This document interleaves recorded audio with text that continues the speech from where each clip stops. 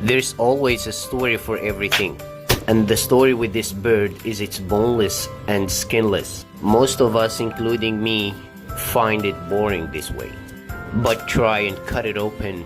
Spread some cream cheese, fresh basil, garlic powder, smoked paprika, salt and pepper. Drizzle of olive oil and just roll it in like that. Cut it just like that. Next, all you need is some garlic cloves, some hot peppers for the kick, stock of your choice, some lemon zest, and bomb in the oven. Cook it covered at 400 degrees for half an hour and uncovered for 10 minutes. Set aside your rolls and thicken your sauce, some cornstarch, and the rest is just a bite of love. Cheers. Good morning, y'all. About to show you how easy it is to make your own homemade sausage gravy. Get your cast iron preheated. I'm just doing a half pound of sausage, being it's just one person. Cook your sausage and chop it up nicely. Once fully cooked, we're going to add some all-purpose flour, about a little more than a tablespoon. We'll let that thicken up on the sausage, soak up that grease, like so. I got a little bit more than a cup of milk. It's going to create our gravy and let it cook. Simmer for about 5 minutes and let it thicken up, as you can see.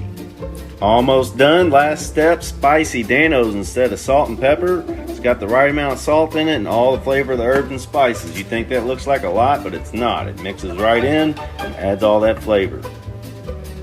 Perfection. That's that yum yum come get you some right there, baby. Biscuits and gravy. All you gotta do is try it. Only takes one time. Us Americans are just fantastic at overcooking eggs, so here is how you make a French omelet with some chives. Non-stick pan, low to medium heat, add a nope of butter and tilt that on side so it doesn't burn. When that butter's just about melted, tilt back and add your eggs. Now keep moving these eggs for about a minute and then stop for a minute till that bottom edge will catch. Now tilt that pan again and roll up your omelette. Tap the handle of your pan to expose the other edge and tuck it in. I like to rest it in the pan for a minute, and then to get it out, you must invert it. Another knob of butter and just lather your omelet down and finish it up with some flaky salt. Now what do you think? Does this look good or bad? By the way, a lot of French chefs would consider this overcooked, but to me, best thing in the world. So creamy. Well, my friends, hope that helps. Yo, Noah. If you like Chick-fil-A chicken, I'm gonna show you this awesome recipe. So you put chicken tenders or chicken breasts into the Ziploc bag. And once you get it in, I'll show you what to do. Once you get the chicken breasts in your Ziploc bag, you pour in your dill pickle juice from your pickles so you don't go to waste. Then you sprinkle in some paprika. Seal your bag, let it marinate for about 10 hours, or you could do it overnight. And once you're done, you put it on 425 for 25 minutes, and your chicken will taste like Chick-fil-A.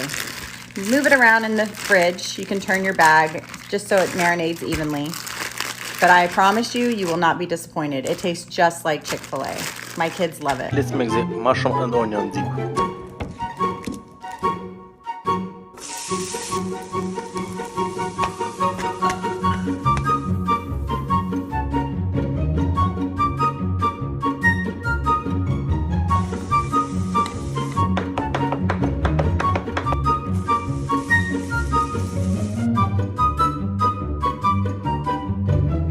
Rosemary salt, because I know.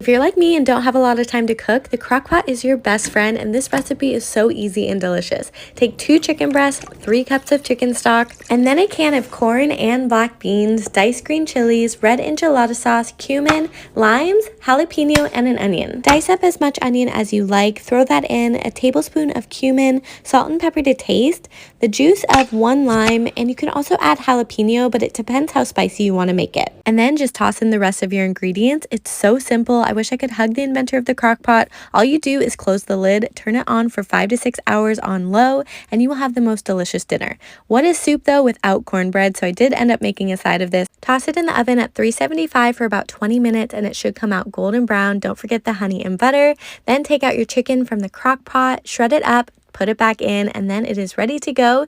Garnish it with whatever you like. I prefer cilantro, cheese, Greek yogurt, and my favorite thing of all, crushed up Fritos. Okay, so now that everyone is sick of seeing pumpkin desserts on their feed, let me welcome you to apple pie TikTok, the far superior fall dessert in my opinion. These apple pie cinnamon sugar roll-ups are hands down the best fall dessert that I have ever made. They are so quick and easy, like if you're not really into baking, this is the dessert for you, okay? All you're gonna do is grab a couple tablespoons of butter and then pop in 2 Honeycrisp apples.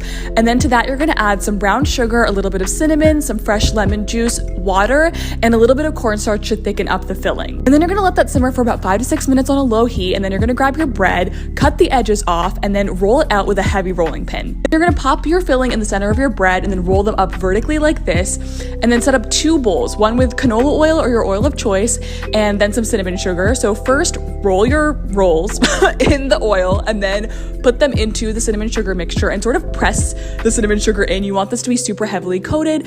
Then toss it into the oven, serve it with some vanilla icing, and that's basically low-carb creamy Tuscan shrimp, which is one of my favorite dinners that helped me lose 30 pounds.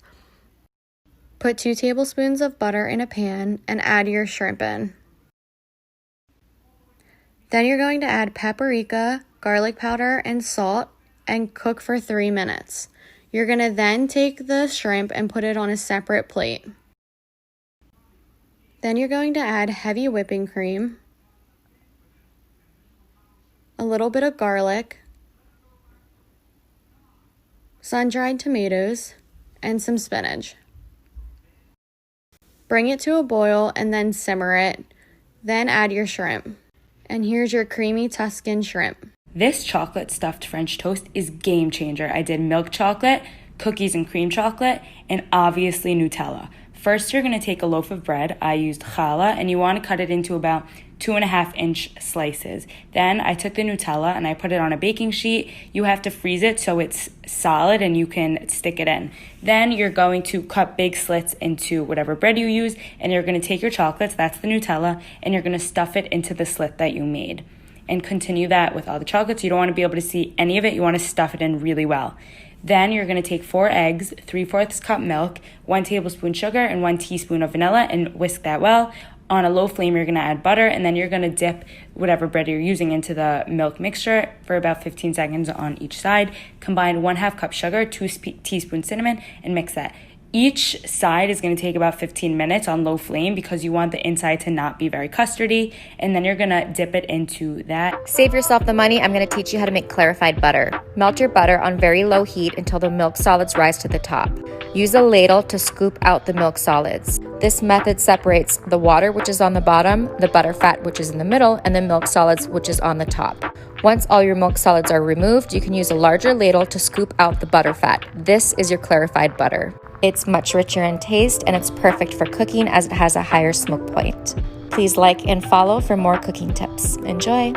Chef Zay here. It is good to be back, and more importantly, Halloween is right around the corner. It's time for some dessert.